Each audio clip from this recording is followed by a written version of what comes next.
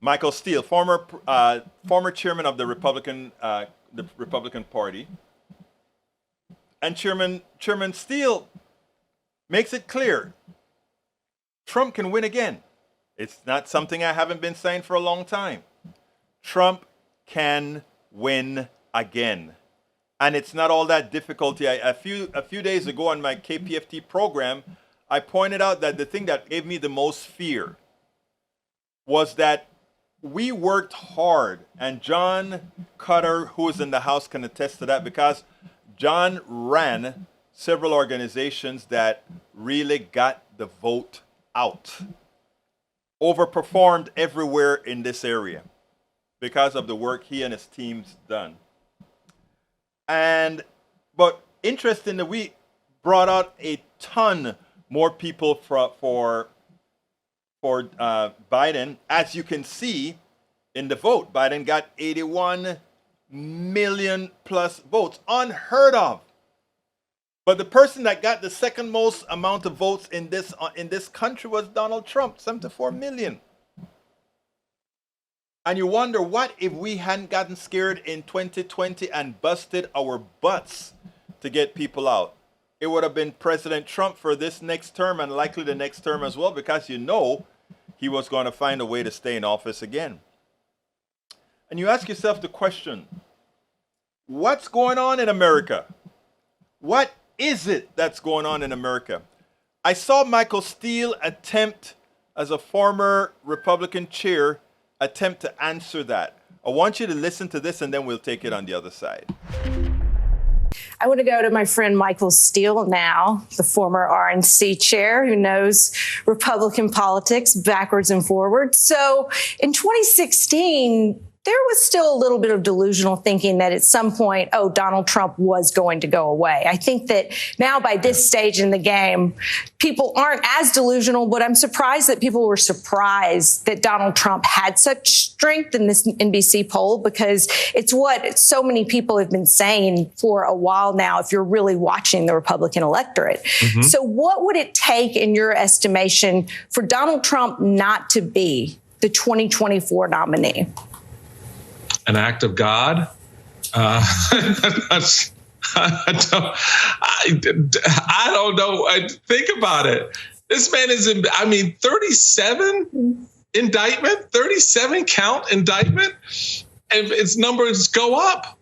So, this is baking itself in a way that I just don't see any of these candidates that are running against him in this primary not just chipping away at least, but actually gaining enough sufficient ground to become a credible number two, to narrow the race to just two people that, would excite and bring into the mix those Republican voters who are about 60% of whom do not support or do not vote in primaries, Republican primaries. That's a big number. And there are lanes there that can be created for that. But I just don't see where that comes down at this point. Donald Trump is one of these political figures, once in a lifetime. Unfortunately for us, it's our lifetime, that has this kind of hold on a political party that, by the way, he could give two rats patooties about.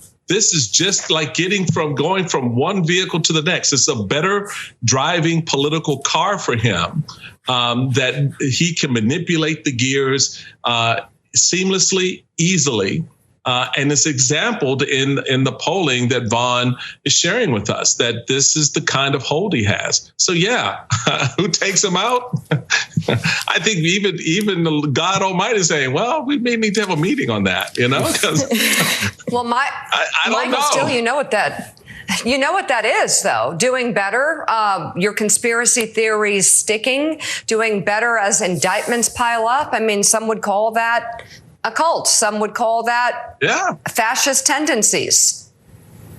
Yeah, no, he plays to that extraordinarily well. And again, how much of that is true belief and true intent by Donald Trump? He's a transactional guy. What do I need in the transaction to make it work for me? right? But the other side of it is people believe that. They latch onto it, and it picks, a side for them that they're much more inclined towards. And so that's how he locks it in. And it's an amazing, we're going to be studying this phenomenon for a long time to better understand how this country, in all that we profess, can withstand this in the future. Because right now at 49, 45, and you can say what you want about Joe Biden's age, you can say all you want about Democrats. This is less about them and a lot more about a country that's inclined towards some of the things Donald Trump is putting out there. That last statement that he just said, it's more about a country that is satisfied, that believes in, that allows themselves to be controlled by some of the things Donald Trump is putting out there. I mean, I sit back and Michael Rudnin just put a very important one up there. This is something that we have to beat. Look at this. I want you guys to see this. List of presidential candidates by votes in one election. Joe Biden won 81 million people in that 2020 election. Donald Trump won 74 million. Okay, each of them, So Donald Trump lost by over 7 million votes. Okay? By over 7 million votes. All of you listening to me right now, I want you to understand something profound. In as much as Donald Trump lost by 7.1 million people, Hillary Clinton lost the Electoral College by more votes, or rather by less votes than by less votes than Biden won. What I mean is this. If Hillary Clinton had gotten, I think it was 60-something more thousand votes in 3 states, her $3 million win would have been, popular win would have been enough to carry the day. I think it's 80, actually I think it's 80,000. But here's a scary thing. Joe Biden beat Donald Trump not by 3 million votes, not by twice that, 6 million votes, but more than twice the amount that Hillary won by, 7.1 million votes. And we had a flip of 21,000 votes. Had 21,000 votes shifted to Trump, that's for a differential of 40,000 votes, it would be a President Trump winning the Electoral College even as he lost the popular vote by over 7.1 million votes. I want you all to digest that. This is not a democracy. This is not a democracy. It is essential that you digest what I just said. Essential. For those, we just got a bunch that just came in. I want to repeat that. Donald Trump can still win this thing. And Donald Trump doesn't have to win big popular votes or stop us from getting. We can get some huge popular votes in the blue states. But, like I said, with a 7.1 million vote excess, Joe Biden still only won by 21,000. He won by 40,000 votes, which means if 21,000 votes had flipped, it would have been President Trump again. And the same thing can happen again in 2024. This is not a democracy. This is something where people have to go out there and vote like they've never voted like before. I don't know. That gave me pause when I read that several years ago. When I saw the numbers, concerned me. And the problem that I have is this.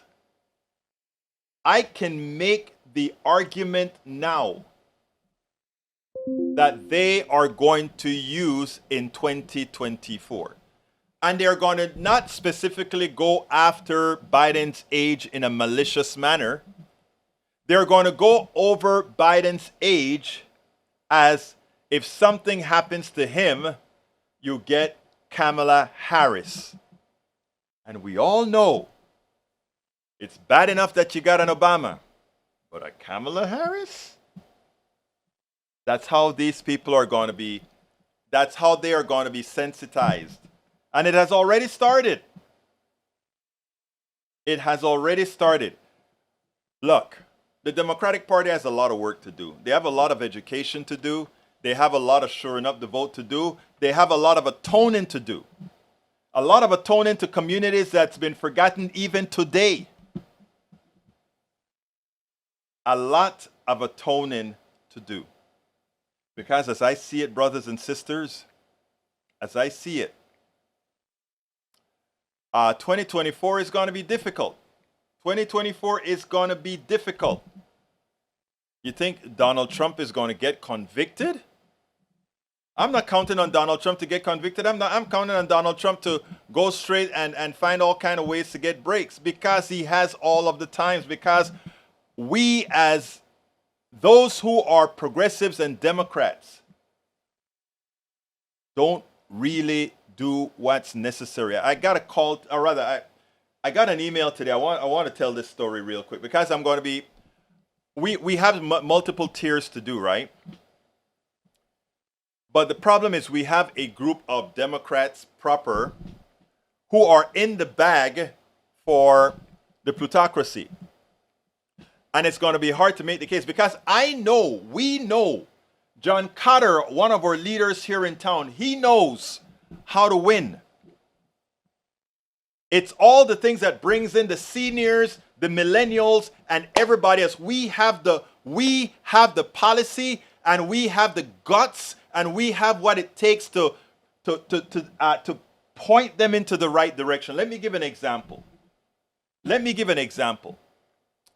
Right now, I'm talking to one of the leaders in the PNHP right now. We're going to have an interview discussing DCEs and ACO reach, which is fooling many seniors into giving away their very good Medicare to private companies. You see all these venture capitalists, the vulture capitalists running into the space, the healthcare space, because now seniors are being privatized. You know, the private companies wanted nothing to do with seniors. They would not insure seniors. They had to pay 3 times the rate to get seniors involved in it. Okay? But now, the thugs in Congress, including some Democratic thugs, are supporting DCEs and ACO reach, which allows these vulture capitalists to come in, privatize healthcare, and do it behind your backs. And do it behind their backs. Okay, my head hurts. I got a bit too excited there. But here's the deal. We have to come out and say we are not going to allow that to happen. We are going to really give you choices. We are going to do all these things. When it comes to student loans, we're going to say not only are we going to give you student loans, all our brothers and sisters in Appalachia, you are going to get whatever resources you need to improve your life. And we're not going to cede Appalachia to Reds. We are going to send, if you go to Crystal Ball supported a lot of Democrats that were running in these rural areas. That I need to get Crystal Ball on the program. That's running in Appalachia. She's from Appalachia. That go out there and engage all our brothers and sisters in Appalachia to make a difference. Let them know we care. We are not these caricatures with horns. It's like what I told you, that woman spoke to me forever in Starbucks. And when she realized that I was a progressive, a real lefty progressive liberal, she get red face. But you are so nice. Folks, the work that Democrats need to do to win over people is the work that Republicans have done. I've seen them doing it. I've been in conferences where they do it. We aren't. When they talk about we having elitist folks in ivory towers doing stuff, it's the truth. When we're spending, all those pieces of mail that you get, give the DHCC, give the DCCC, give the DSCC all this money. Do you think that money go into the hood, into Appalachia, and into the ghettos, and into all these other areas with people who work these communities, who, if you gave them $100, give them $100 to go out there and bring people, talk to people about what you're going to do, engage people. Let people know you exist, your skin, bones, blood, flesh. Let them know. Right? They will start voting their interest, and they'll know that their interest, that voting Republican is anathema to humanity. It's anathema to health care. It's anathema to child care. It's anathema to all these things because they don't believe in it. They're Ayn Randian individualists. Even though Ayn Rand had to go on Social Security on her deathbed. Look, we got a lot of work to do. And we should start doing it. Okay? We should start doing it. We spend a lot of time deconstructing the news, trying to parse it into a form that everybody can understand. We try to find those little nitpicks where it flies above the fray, etc. If you really like these videos that we do, I want to ask a big favor. Please go ahead, number one, subscribe to our channel, and number two, please join if you can. Thank you so kindly for watching. Keep watching. Please remember to share. We must populate the entire internet with our progressive message, a message that we know is what most Americans say that they want. So help us, please join.